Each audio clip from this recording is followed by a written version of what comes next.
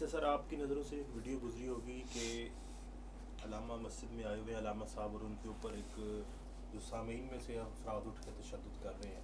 ایک یہ واقعہ، دوسری طرف ابھی مرزا انجینئر صاحب پر بھی ایک اٹیک ہوا ہے، وہ بندہ بھی پکڑا گیا ہے. تو اس حوالے سے آپ کیا کہتے ہیں کہ آج کل ہمارا معاشرہ یہ اس طرف کیوں چل پڑا ہے؟ دیکھیے، بسم اللہ الرحمن الرحیم. بالکل آپ کی ٹھیک بات ہے. وہ جو پہلا واقعہ ہوا وہ اشرف جلالی کے اسٹوڈنٹ ہیں یا ان کے طالب علم ہیں، ان کے جامعہ کے فاضل ہیں. اور دوسرا جو واقعہ ہوا وہ علی مرزا صاحب کے ساتھ ہوا. آپ کے علم میں ہے کہ اشرف جلالی سے متعلق میری کیا رائے ہے، ٹھیک ہے. اور ہم تو خیر صرف علمی اختلاف کرتے ہیں، اپنا نقطہ نظر بیان کر دیتے ہیں، ان کے نقطہ نظر کا دلائل سے رد کر دیتے ہیں. لیکن وہ قبلہ حضور کے بارے میں کس طرح کی غیر محتاط لینگویج استعمال کرتے ہیں، پھر میرے حوالے سے کتنی غیر محتاط لینگویج استعمال کرتے ہیں، آپ کے علم میں ہے ساری بات. لیکن اس کے باوجود ہم ان چیزوں کو اہمیت دینے والے لوگ نہیں ہیں، اصولی لوگ ہیں. جو اشرف جلالی صاحب کے اسٹوڈنٹ کے ساتھ مسجد میں ہوا، یہ عدم برداشت کی، مذہبی عدم برداشت کی بدترین مثال ہے. ایسا نہیں ہونا چاہیے، یہ قابل مذمت ہے. بے شک آپ کا جس سے جتنا مرضی بڑا اختلاف ہے، لیکن آپ نے ایک سوسائٹی اور ایک سماج میں رہنا ہے. تو سماج کی تشکیل اس طرح سے ان عناصر کے ذریعے آپ کریں گے تو یہ بڑی عجیب بات ہو جائے گی، یہ مناسب نہیں ہے. تو یہ قابل مذمت ہے. ہاں، یہ بات تھی کہ وہ جب بات کر رہے تھے، ان کی جس بات سے اختلاف ہے ان کو پرچی لکھ کے دے دیں، یا مجلس کے بعد ادب آداب کے ماحول میں بیٹھ کے ان سے پورا اختلاف کریں، اپنا نقطہ نظر بیان کریں. لیکن یہ نہیں ہے کہ آپ مسجد کے تقدس کو پامال کریں اور جا کے ہاتھا پائی کریں اور اس طرح مار دھاڑ کریں. اس طرح سے اجازت دی جائے تو پھر کیا بچ جائے گا؟ یہ وہی ہے جو انہی کی فکر کا لگایا ہوا پودا انہی کے گلے فٹ ہو رہا ہے. ہم تو شروع سے اس کی مخالفت کرتے ہیں.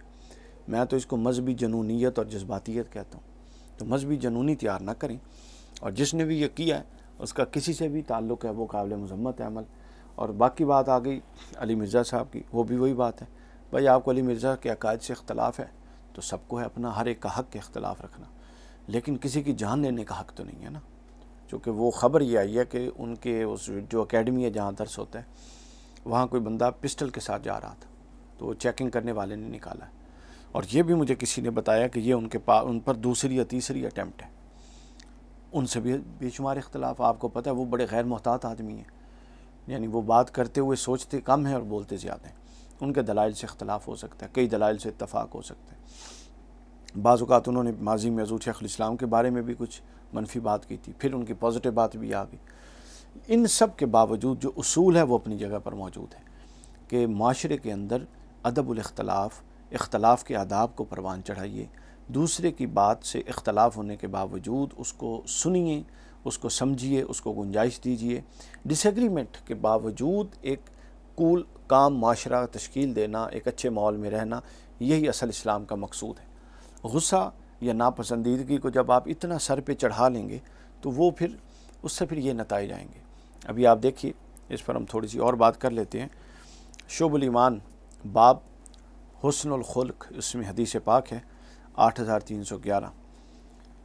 حضور علیہ الصلوۃ والسلام نے فرمایا، جو شخص اپنے غصے کو روکتا ہے اللہ عز و جل اس سے اپنے غصے کو روکتا ہے. یہ عدم تشدد یا غصہ یہ سب ایک چیز ہے، اسی کے مختلف بدلتے بدلتے روپ ہیں. آپ کو اگر ناپسندیدگی بھی ہے تو آپ ایک مہذب انسان کا رویہ اپنائیے. یہی مذہبی لوگوں کی عزت کئی گنا بڑھ جائے گی اگر ان کا رویہ مہذب ہو جائے، اگر ان کا اختلاف کا طریقہ مہذب ہو جائے. یہ گالی گلوچ سے شروع کر کے مار دھاڑ، اور یہ دیکھ لیں یہ خود جن لوگوں نے گالی گلوچ کا کلچر شروع کیا، مار دھاڑ کا کلچر شروع کیا، اور ہم اس کا مطلب اس پر تنقید کرتے رہے ہمیشہ کہ خدا را یہ ظلم نہ کریں، اب وہ خود اس کی لپیٹ میں آ رہی ہیں. تو حضور نے فرمایا، میں حدیث بیان کر رہا تھا کہ جو شخص اپنے غصے کو روکتا ہے اللہ اس سے غضب کو دور کرتا ہے، اپنا غضب دور رکھتا ہے. اور جو شخص اللہ عز و جل کی بارگاہ میں عذر پیش کرتا ہے اللہ اس کے عذر کو قبول فرماتا ہے. اور جو اپنی زبان کی حفاظت کرتا ہے اللہ اس کی پردہ پوشی کرتا ہے. تو یہاں نہ زبان کی حفاظت ہو رہی ہے، نہ ہاتھ کی حفاظت ہو رہی ہے کہ ہاتھ سے بھی مارا جا رہا ہے، زبان سے مغلظات بکے جا رہی ہیں. اب قلب و باطن میں کیا سازشی پنہاں ہیں وہ تو اللہ جانتا ہے، لیکن زبان میں حضور نے فرمایا تھا بہترین مسلمان وہ ہے کہ جس کے ہاتھ اور زبان سے من سالم المسلمون من لسانہ و یدہ، جس کے ہاتھ اور زبان سے دوسرے مسلمان محفوظ رہیں۔ تو یہ تو ایک منیمم کسوٹی ہے، معیار ہے جو حضور نے دیا، ہم تو اس پر بھی پورا نہیں اتر رہے، تو یہ ایک افسوسناک عمل ہے۔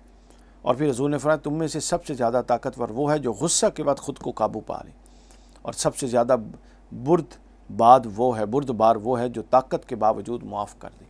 یہ وہ قدر ہیں جو معاشرے میں پروان چڑھانے کی ضرورت ہے۔ اور پھر آگے فرمایا کنز العمال کی حدیث کہ جو شخص غصہ نکالنے پر قدرت کے باوجود غصہ پی جاتا ہے، اللہ تعالیٰ قیامت کے دن اس کے دل کو اپنی رضا سے بھر دے گا، اور دوسری روایت میں ہے کہ اس کے دل کو ایمان سے بھر دے گا۔ اس کو امام غزالی رحمۃ اللہ علیہ نے احیاء العلوم میں بھی بیان فرمایا۔ تو مختصر یہ کہ یہ دونوں واقعات قابل مذمت ہیں، اگرچہ کہ میرا ان دونوں سے کسی کے ساتھ پوری طرح اتفاق نہیں ہے، لیکن ہم رواداری والے لوگ ہیں، ہم اختلاف کو اچھے ماحول میں بات چیت کے ساتھ بیان کرنے والے لوگ ہیں، وہ چاہے کسی کا بندہ ہو، قطع نظر اس کے۔ تو لہٰذا یہ دونوں واقعات قابل مذمت ہیں، اور اچھے ماحول میں ڈائیلاگ کی فضا قائم کیجیے، اور دلائل کے ساتھ ایک دوسرے کی مانیے بھی صحیح اور ایک دوسرے کا رد بھی کیجیے۔